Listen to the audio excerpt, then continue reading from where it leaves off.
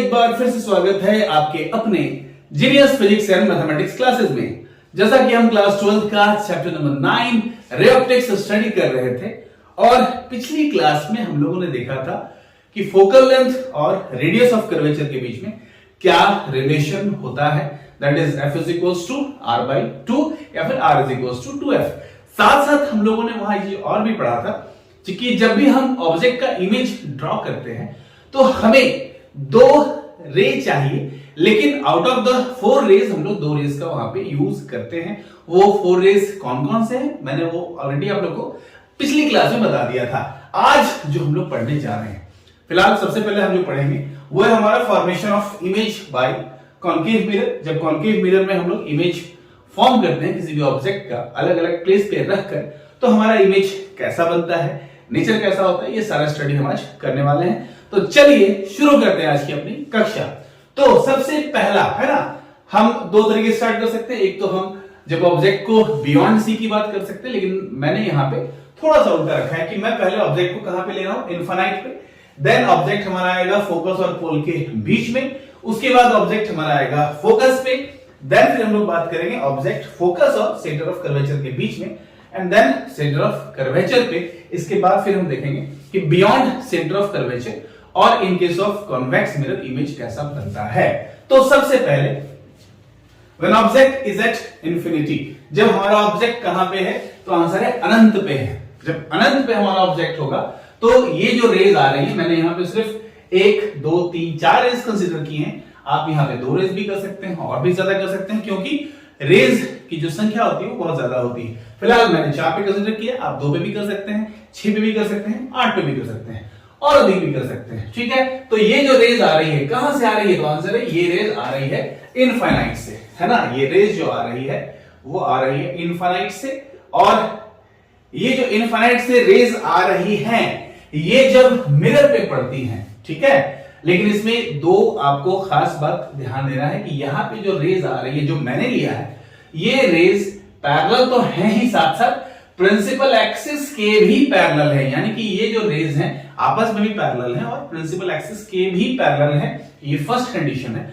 दूसरा कंडीशन हमारा ये हो सकता है कि ये रेज, देखिए सेकंड कंडीशन यहां पे है कि ये जो रेज है ये आपस में पैरेलल तो है, लेकिन प्रिंसिपल एक्सिस के पैरेलल यहां पे नहीं है। तो हम लोग यहां पे 2 केसेस की बात करेंगे। नंबर 1 कि जब रेज आपस में भी पैरेलल हो और प्रिंसिपल एक्सिस के भी पैरेलल हो, तब हमारा ऑब्जेक्ट का जो इमेज बनता है वो कहां बनता है, तो आंसर है फोकस पे। आफ्टर रिफ्लेक्शन ये सभी रेज कहां पे कन्वर्ज हो जाते हैं, फोकस पे। तो यही मैंने लिखा है, image is formed at focus. कैसा है इमेज, तो भाई यहां पे दिख नहीं रहा, बट जब भी ये अपने आप खुद ब खुद जो रेज है वो इंटरसेक्ट करते हैं तो वहां पे इमेज रियल एंड इन्वर्टेड बनता है। तो सेकंड नंबर वही है हमारा, रियल एंड इन्वर्टेड। और तीसरी बात, कैसा, कितना बड़ा बना है, तो आप देख सकते हैं पॉइंट इमेज है, हाईली डिमिनिश्ड है, यानी कि बहुत ज्यादा छोटा, लगभग पॉइंट के जैसा। तो ये जो हमारा इमेज बना है, पॉइंट इमेज बना है, हाईली डिमिनिश्ड। दूसरा कंडीशन इसी में हमारे पास है कि ये भी रेज कहां से आ रही हैं, तो ये भी रेज आ रही हैं इनफाइनाइट से ही, ठीक है, ये रेज भी इनफाइनाइट से ही आ रही हैं, लेकिन यहां पे क्या है कि ये आपस में तो पैरेलल हैं, लेकिन प्रिंसिपल एक्सिस के पैरेलल नहीं। आप देख सकते हैं सब आपस में पैरेलल हैं, लेकिन प्रिंसिपल एक्सिस के पैरेलल नहीं है। इस कंडीशन में क्या होता है कि आफ्टर रिफ्लेक्शन ये सभी आप देख सकते हैं इस पॉइंट पर मिल रही है। तो ये पॉइंट जो है ये आपने पढ़ा है, मैंने पहले भी पिछली क्लास में जो मैंने पढ़ाया है, पिछले वीडियो आप देख सकते हैं वहां पे, कि ये फोकल प्लेन कहलाता है। तो ये सभी कहां कट के मिलते हैं आपस में, फोकल प्लेन पर। और यहां पे आपको दिख रहा होगा कि यहां पे आपका रियल और इन्वर्टेड है, उल्टा यहां पे आपको दिख रहा है। तो इस कंडीशन में जब रेज आपस में पैरेलल तो हैं लेकिन प्रिंसिपल एक्सिस के पैरेलल नहीं है, उस कंडीशन में फोकल प्लेन पर इमेज बनता है। जबकि अगर मैं ले लूं कि आपस में भी पैरेलल है और प्रिंसिपल एक्सिस के भी पैरेलल है, तब उस कंडीशन में यहां पे जो आपका बनता है वो फोकस पे बनता है। ये दोनों आपको केसेस ध्यान में रखनी है। तो ये बिल्कुल क्लियर है कि when object is at infinite, that is image is formed at focus, real and inverted and highly diminished, that is point image.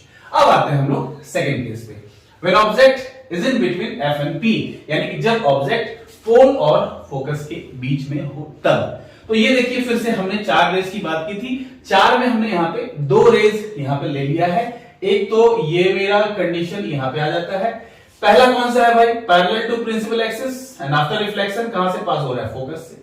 और सेकेंड वन आप देख सकते हैं यहां से, ये मैंने सेंटर ऑफ कर्वेचर वाला लिया है, ये मिरर पे ये गया, क्योंकि ये नॉर्मल होता है सेंटर ऑफ कर्वेचर वाला, मैंने ऑलरेडी आपको पढ़ा रखा है।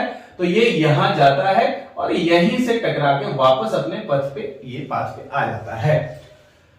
अब ये दोनों आप देख सकते हैं, ये पैरेलल तो नहीं, ये दोनों बिल्कुल डाइवर्ज कर रहा है। ये कभी भी आप इसको यहां मिलाना चाहिए तो ये मिलेगा नहीं, धीरे धीरे ये डिस्टेंस पहले कम था और ज्यादा और ज्यादा और ज्यादा ये डिस्टेंस बढ़ता ही चला जाएगा। लेकिन बिहाइंड द मिरर अगर हम इसको यहां से बढ़ाते हैं डॉटेड लाइन से, तो आप देख सकते हैं इस पॉइंट पर आके ये दोनों क्या होता है, मिल जाता है। तो यहां पे ये जो आपका इमेज बनता है ये कैसा बनता है, तो आंसर है इमेज तो बना आपका बिहाइंड द मिरर। चूंकि ये खुद ब खुद इंटरसेक्ट नहीं हुआ है तो यहां पे ये वर्चुअल है, इरेक्ट है, और आप देख सकते हैं ऑब्जेक्ट से ये बड़ा है, यानी कि magnified image larger than the object. तो ये सेकंड कंडीशन हमारा, ये एक ही कंडीशन ऐसा हमें मिलता है कॉन्केव मिरर में, जब जो इमेज है वो वर्चुअल और इरेक्ट बनता है। बाकी हर एक कंडीशन में आपको रियल एंड इन्वर्टेड इमेज ही मिलने वाला है। तो ये हो गया हमारा सेकंड नंबर, जब हमने ऑब्जेक्ट को कहां रखा, फोकस और पोल के बीच में, तो इमेज कहां बना आपका, बिहाइंड द मिरर। कैसा बना, वर्चुअल एंड इरेक्ट, दिख रहा है वर्चुअल इरेक्ट, वर्चुअल हो गया काल्पनिक, इरेक्ट हो गया सीधा। तीसरा मैग्नीफाइड इमेज बना, यानी कि larger than the object, object से बड़ा बनता है। ओके, तो ये हो गया हमारा सेकंड कंडीशन। थर्ड कंडीशन की अगर हम बात करें, when object is at F, यानी कि जब हम ऑब्जेक्ट को फोकस पे रख दें, तो फोकस पे फिर यहां हमने 2 रेज पे कंसीडर किया है, एक parallel to principal axis and after reflection कहां से, पासिंग थ्रू फोकस, और दूसरा फिर से सेंटर ऑफ कर्वेचर वाला। और आप देख सकते हैं ये लाइन पैरेलल है, और पैरेलल लाइन आपस में आप जानते हैं पैरेलल लाइंस कब क्या होते हैं, और पैरेलल लाइंस आपस में कभी भी एक दूसरे को इंटरसेक्ट नहीं करते हैं, चाहे उसको आगे या पीछे, है ना, बिहाइंड द मिरर या in front of the mirror, आप अगर आगे या पीछे इसको बढ़ाते चले जाएं तो ये कहीं भी आपस में नहीं मिलेंगे। तो हम ऐसा मान लेते हैं कि जो हमें यहां नहीं मिलता है, यानी जो यहां इंटरसेक्ट नहीं करेंगे वो कहां इंटरसेक्ट करेंगे, तो आंसर है इनफाइनाइट पे। तो यहां पे हम बोल देते हैं कि जो इमेज बनता है वो कहां बनता है, इनफाइनाइट, यानी इन्फिनिटी पे इमेज बनता है। कैसा बनता है, तो चूंकि मैंने यहां डॉटेड लाइन नहीं खींचा है तो वो आपका रियल एंड इन्वर्टेड ही होगा। और साथ साथ चूंकि ये कहां बन रहा है, मान लीजिए कि इस कंडीशन में ये और आगे चला जाए, मान लीजिए यहां पे मैं इसको ले आऊं तो यहां से यहां ये काफी इसका हाइट हो जाएगा, यानी ये इमेज जो होता है वो हाईली मैग्नीफाइड होता है। तो ये आपको बिल्कुल याद रखना है कि अगर इमेज ऑब्जेक्ट अगर आपका फोकस पे है तो इमेज जो मेरा बन रहा है वो कहां बनेगा, तो आंसर है यहां, तो ये मिलने वाला है नहीं, तो जो यहां नहीं मिलता है वो कहां मिलता है, तो आंसर है इनफाइनाइट पे। और कैसा बना, रियल एंड इन्वर्टेड बनेगा, और साथ साथ इमेज हाईली मैग्नीफाइड होगा, यानी कि very much larger than the object. तो ये हमारा थर्ड कंडीशन था। फोर्थ कंडीशन की अगर मैं बात करूं, object is in between C and F, यानी कि जब ऑब्जेक्ट फोकस और सेंटर ऑफ कर्वेचर के बीच में कहीं है, तो फिर से यहां पे हमने 2 रेज कौन कौन सा लिया है, एक parallel to principal axis and after reflection passing through focus, and second हमने लिया है passing through focus and after reflection becomes parallel to principal axis. और ये दोनों रेज कहां पे इंटरसेक्ट कर रहे हैं, यहां पे, और ये आप देखते हैं सी के परे है, यानी बियॉन्ड सी। तो जब ऑब्जेक्ट सी और एफ के बीच में है तो इमेज कहां बन रहा है, बियॉन्ड सी। साथ साथ ये कैसा है, रियल एंड इन्वर्टेड, और आप देख सकते हैं ऑब्जेक्ट से ये बड़ा बना है तो लार्जर देन द ऑब्जेक्ट। ठीक है, ओके। और फाइनली 5 जो हमारे पास है, 5th नंबर, इसके बाद 6 भी है। व्हेन ऑब्जेक्ट इज एट सी, यानी सेंटर ऑफ कर्वेचर पे जब हम ऑब्जेक्ट को रखते हैं तो क्या होता है, तो फिर से मैंने पहला रे कौन सा लिया है, parallel to principal axis and after reflection passing through focus. यहां पे मैं पोल लिखना भूल गया, तो ये हो गया आपका पोल, और ये भी हो गया आपका पोल, है ना, यहां भी पोल ऑलरेडी है। तो पहला parallel to principal axis and after reflection passing through focus, principal focus, and second one is passing through focus and after reflection becomes parallel to principal axis। और ये दोनों आके यहां पे मीट करते हैं, यानी कि जिस जगह पे ऑब्जेक्ट रखा हुआ था ए बी, वहीं पर इमेज बन रहा है A dash B dash, same size का बन रहा है, रियल और इन्वर्टेड बन रहा है, और सेंटर ऑफ कर्वेचर पे ही बन रहा है। तो ऑब्जेक्ट को जब हम सेंटर ऑफ कर्वेचर पे रखते हैं तो इमेज भी आपका सेंटर ऑफ कर्वेचर पे ही बनता है, रियल और इन्वर्टेड होता है, साथ साथ सेम साइज एज ऑब्जेक्ट, यानी ऑब्जेक्ट की जितनी हाइट होती है उतने ही हाइट का हमें यहाँ पे इमेज मिलता है। यहां पर गौर करने वाली जो बात है वो आपको समझनी पड़ेगी। अब आप इसको अच्छे से समझिएगा। देखिए, जब यहां पे ऑब्जेक्ट कहां है, इनफाइनाइट पे, इमेज कहां बन रहा है, फोकस पे। थोड़ा यहां पे आ जाइए आप, ऑब्जेक्ट कहां है, फोकस पे, इमेज कहां बन रहा है, इनफाइनाइट पे।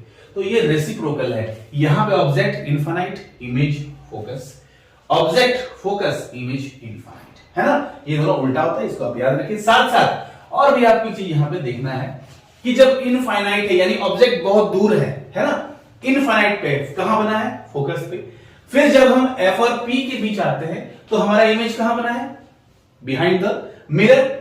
इस केस में क्या हो गया, जब हमने ऑब्जेक्ट को कहां रख दिया, फोकस पे, तो यहां कहां बना, इनफाइनाइट पे। इस केस की बात करें, ये आपका फर्स्ट वाला ही केस है कि ये जो आपका था parallel to principal axis and parallel to each other, यहां पे क्या, parallel to each other but not parallel to principal axis. तो इस कंडीशन में ये फोकल प्लेन पे बनता है। यहां पे जब हमने सी और एफ के बीच रखा है तो यहां पे हमें कहां दिख रहा है, तो हमें दिख रहा है बियॉन्ड सी। और यहां जब हमने कहां रखा है, आंसर है सी पे, तो हमें सी पे ही दिखता है।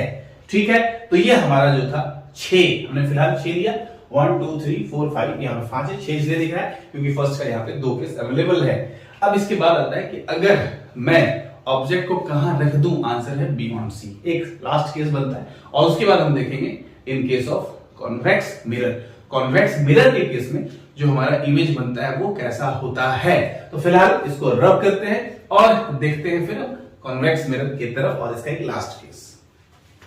अब हमारा जो 6 नंबर है वो है when object is at beyond C. जब हम ऑब्जेक्ट को कहां रखते हैं तो आंसर है बियॉन्ड सी, सी के परे। तो यहां फिर से हमने 2 रेज लिया है। पहला रे क्या है, parallel to principal axis and after reflection passing through focus, ये हमारा है। and second one is passing through center of curvature and reflected back in its own path, ये आपने पढ़ा है बिकॉज हम यहाँ से जो भी ड्रॉ करते हैं वो नॉर्मल होता है और नॉर्मल के केस में जिस पाथ में हो जाता है उसी पाथ में वापस आता है।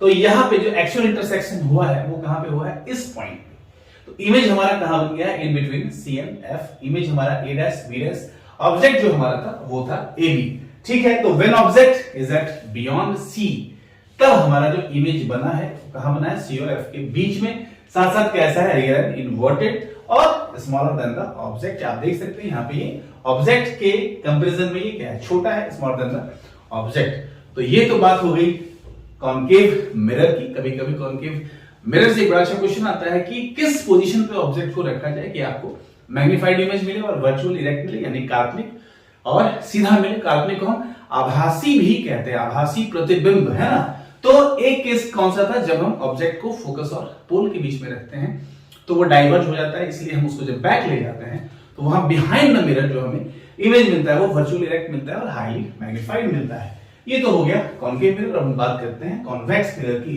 कॉन्वेक्स मिरर की जब हम बात करते हैं तो इसमें हम सिर्फ एक ही केस की बात करते हैं, for any position of object, यानी कि आप ऑब्जेक्ट को कहीं भी प्लेस कर लो in between infinity and pole, यानी कि पोल और इनफाइनाइट इधर कहीं भी आप इसको प्लेस कर लो, आपको हमेशा जो इमेज मिलने वाला है वो मिरर के बिहाइंड ही मिलने वाला है, यानी मिरर के पीछे मिलेगा और वर्चुअल इरेक्ट मिलेगा और स्मॉलर देन द ऑब्जेक्ट ही मिलने वाला है। जैसे कि इस केस में देख लेते हैं, हमने ऑब्जेक्ट को यहां प्लेस किया है।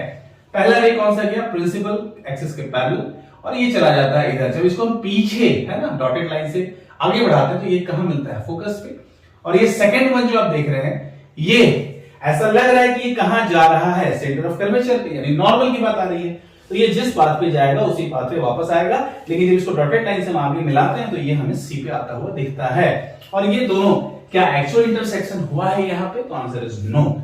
यहाँ पे एक्चुअल इंटरसेक्शन नहीं हुआ है, हमने यहाँ पे इसको करवाया है इंटरसेक्ट। तो इमेज कैसा मिला हमें, virtual and erect, smaller than the object and also image is found behind the mirror. तो ये आप किसी भी पोजीशन के लिए, for any position of object in between infinite and pole. तो ये तो बड़ा आसान है, आपने पढ़ लिया, आपको समझ में आ जाएगा। इसमें हमने 6 केसेस पढ़े, इवन 7 केसेस पढ़े। एक तो हमारा जो था इनफाइनाइट की बात हमने करी थी, वहां पे when rays are parallel to each other and also parallel to the principal axis. But second में हमने लिया था when rays are parallel to each other but not parallel to principal axis, then image is formed at focal plane. Focal plane क्या होता है, पीछे video lectures में जाकर देख सकते हैं। तो ये था हमारा all about image formation in case of concave mirror and convex mirror. और कभी कभी एग्जाम में आपसे ये भी पूछेगा कि ऐसा कौन सा मिरर है जिसमें हमेशा इमेज वर्चुअल और इरेक्ट बनता है, स्मॉलर देन द ऑब्जेक्ट बनता है। तो आंसर है कॉन्वेक्स मिरर। और कॉन्वेक्स मिरर तो हम as a rear view mirror use करते हैं। क्यों? क्योंकि रियर व्यू मिरर जब हम इसको यूज इसलिए किया जाता है, इसलिए हम करते हैं क्योंकि इसमें इमेज हमेशा क्या बनता है, छोटा छोटा बनता है। तो ये लार्जर एरिया को कवर करता है, लार्जर एरिया को स्मॉल है ना, स्मॉल स्पेस में ये कवर कर लेता है। और पूरा पीछे का व्यू, जो आप गाड़ी चलाते हैं, आपका जो मिरर लगा रहता है, जो रियर व्यू के लिए लगा है, रियर व्यू मिरर, तो वो लार्ज एरिया को हमें कम से कम एरिया में, छोटे से एरिया में हमें वो पूरा व्यू दे देता है। तो वहां पे हम इसको यूज करते हैं as a rear view mirror. क्यों? क्योंकि साथ साथ हमें यहां पता है वर्चुअल और इरेक्ट मिलने वाला है, सीधा और काल्पनिक। उल्टा नहीं चाहिए, हमें सीधा चाहिए। तो ये हमारा मिरर जो है वो बेस्ट है as a rear view mirror. और इस केस में यहां पे ये जो आप देख रहे हैं कॉन्केव मिरर, इसमें एक केस में जब हम फोकस और पोल के बीच रखते हैं तो हमें जो इमेज मिलता है वो बिहाइंड द मिरर मिलता है, मैग्नीफाइड मिलता है और वर्चुअल और इरेक्ट मिलता है। तो इसे हम सलून में यूज करते हैं, है ना, सेविंग मिरर के रूप में। तो ये कभी कभी क्वेश्चन भी आता है कि एज अ सेविंग मिरर हम कॉन्केव मिरर को यूज करते हैं, क्यों? ठीक है, तो ऑल अबाउट ये आपने पढ़ लिया कॉन्केव मिरर और कॉन्वेक्स मिरर में इमेज फॉर्मेशन। तो वीडियो अच्छा लगा हो तो लाइक करें और चैनल को सब्सक्राइब करें। तब तक के लिए जय हिंद, जय भारत।